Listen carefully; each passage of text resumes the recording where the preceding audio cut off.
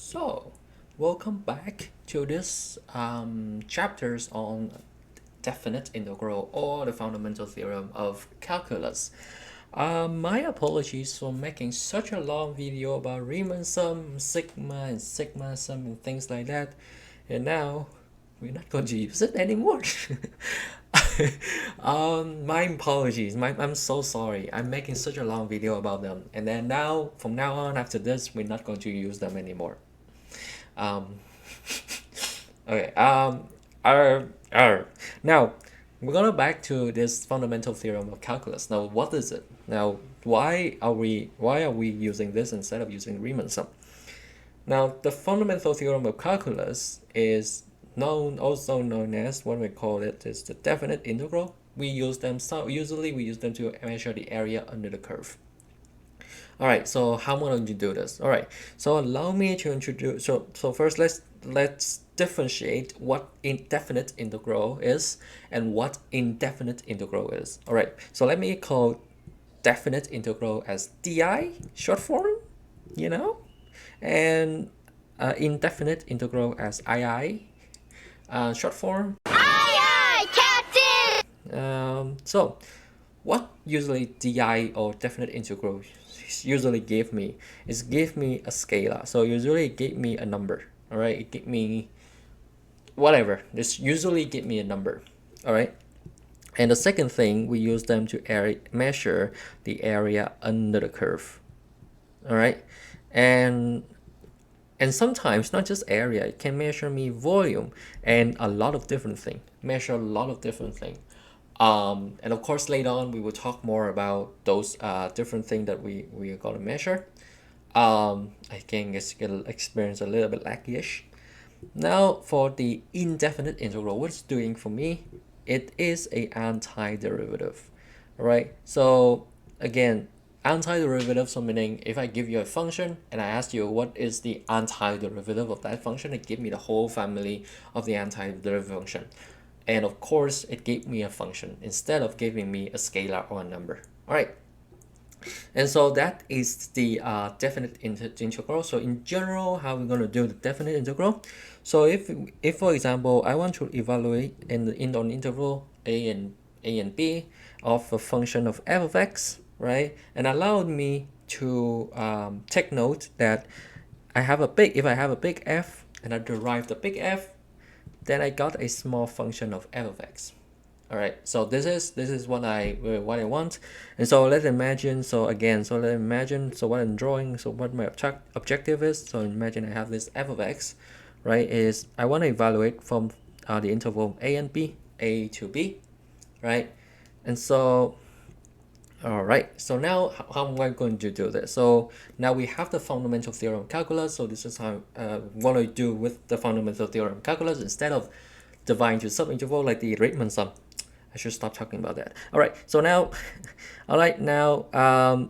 so we're gonna write the integral as like a S sign again, and then the smaller interval is at the bottom. The bigger interval is at the top, and I'm evaluating the function f of x and dx. Now this is an area function.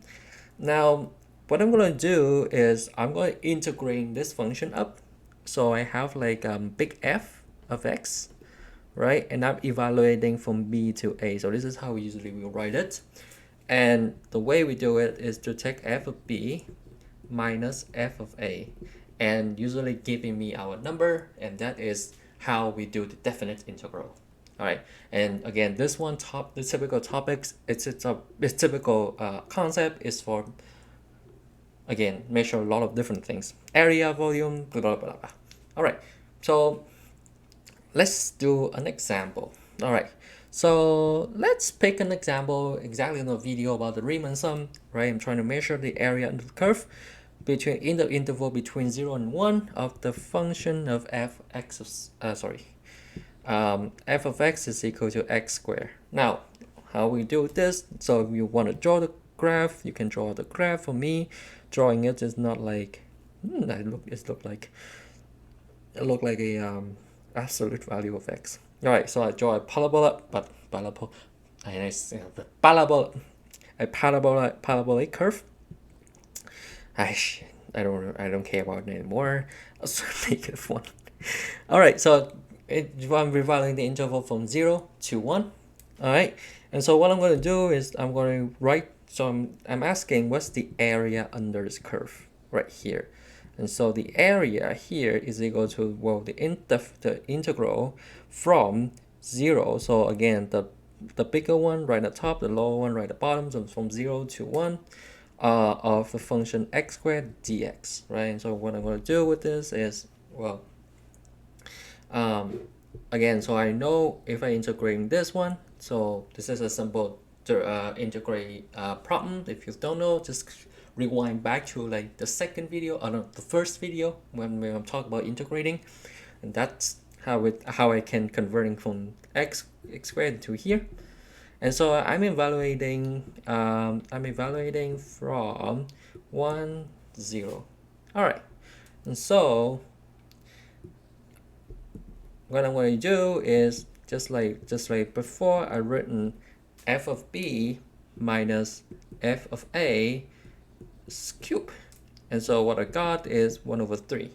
Now usually I write this one unit square, right, just to match what the math is trying to ask me to do. And sometimes, you don't need to do that. Not a lot of professor cares about that.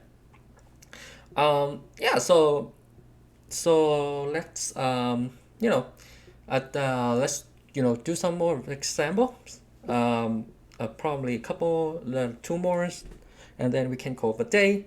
Because again, definite integral, if you know integral, you can do definite integral very easily. So let's say I want to evaluate this one. So I'm going to be evaluating from 1. So from evaluating this function from not from 1. From 1 it should be down here. Let's say 0 and 1 again, because I love 0, so let's not be lazy. So from 1 to 2 of the function of x squared plus x and dx, right? It's a simple one. We're doing a simple one. So how am I going to do this? And so of course, you're going to write out the integrating of the function. So 1 over 3 x squared x cubed plus 1 over 2 x squared, and I'm revaluing the whole thing here from 1 to 2. All right, and so how I'm going to do this, of course, you can do this one, right? So not x squared anymore, but then it would be 2 cube plus minus plus 1 over 2 times 2 square, and then I put them in square because that's it done for this one. That's it done the whole function here for this one, and then minus 1 over 3, right, times 1 cube plus 1 over 2 times 1 cube, and I got like so this one and this one, so it'll be 8 over 3 plus 4 over 2 minus 1 over 3 plus, not plus anymore, but minus 1 over 2, right? And so that will be 7 over 3 minus 3 over 2. Not minus, but plus. All right.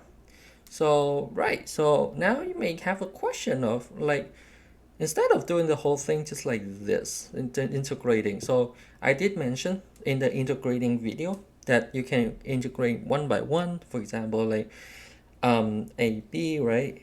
Not AB anymore, but like in the indefinite integral, I did mention something like, if I want to do this, right, I can integrate one by one. So I can write something like this, right? I can write something like this, and integrating them.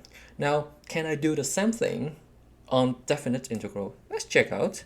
Not really a big problem. If we get the same answer, that means we can do it, right? So let's see. All right. So what I have here is 1 over 3 x cubed, right? And I'm evaluating from 1 to 2, and let's just put a square here so that it can not get messed up. And of course I'm adding, so this 1 over here, 1 over 2 x squared, I'm evaluating to 1 to 2. All right, so how I'm going to do this, so we're gonna write this 1 over 3, right, 1 over 3 x cubed minus 1 over 3 x 1 cubed plus, so I'm going to put everything here in the bracket, plus 1 over 2, right, 2 square minus 1 over 2, 1 square. Alright, so see if it works out.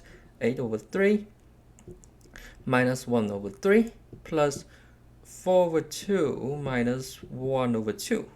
And so the answer is the same. So 7 over 3 plus 3 over 2. So the answer worked out to be the same. And now, yes, you can use this technique of separating, integrating one by one, and then evaluating the integral, definite integral onto it, and completely work out the same. All right, so now we're done with this time-ish, right? The most important thing on this definite integral is that we have to practice a lot on indefinite integral. If you're still, sorry for talking too fast, but if you still struggle with this, to come back the video on the integral and go work for it. Yeah, let's do one last one and then we can call for day. So let's integrating pi over 2, 0. And now, oh, I have to mention something really funny in here. Well, just to take a note, you can do it by yourself. You can try this one out by yourself, right? So if I say I'm integrating this one, the function f of x is equal to x squared, right? So -1. So I'm integrating this one from in the interval from -1 to 1 of x squared dx. All right. So do you notice that, well, this one, if I do this from 1 to 1, right? So I get 1 over 3, 1 square, so 1 cube, right? Minus, sorry, to put out this so we can see clearly what the problem we're working on, 1 over 3 minus 1 cube. And the answer is 2 over 3. Whoa, you may notice something. In the previous one, we scrolled up here, and we're saying, well, if I'm integrating from 0 to 1, then I got 1 over 3 is my unit. But then if I say, well, integrating from -1 to 1, so let me be writing this from 0 to 1. 0, sorry. Yeah, 0 to 1, why did I say sorry though? Of x squared dx is equal to 1 over 3, right? Unit square. Then we're saying, well, if I'm integrating from -1 to 1 of x squared, then I got 2 over 3 unit square. Huh, is that a coincidence? The answer is no. So this is one of the properties that I want you to take note for indefinite integral.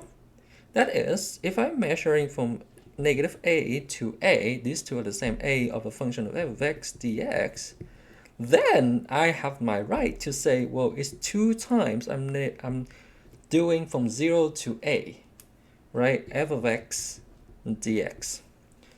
Now, it's the same thing. So this is not an x, but this is 2 times, right? I just love to write. Sometimes I love to write multiplying the x in the old-fashioned way.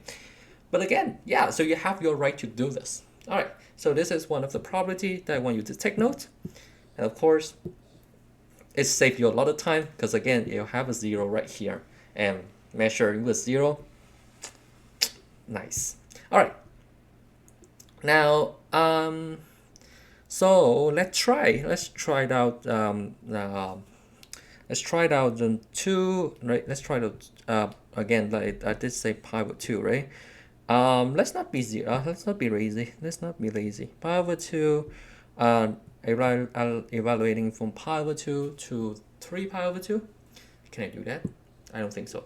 Let's evaluating this. All right, from 0 to pi of a function sine of x dx. So what I mean is that, well, the sine function does look like this, right? So this one is 0, this one here is pi, and I want to evaluate this integral, this area, right? So what I'm going to do in here, right? So what I'm going to do in here is we're going to measure the integrating from, again, 0 to pi.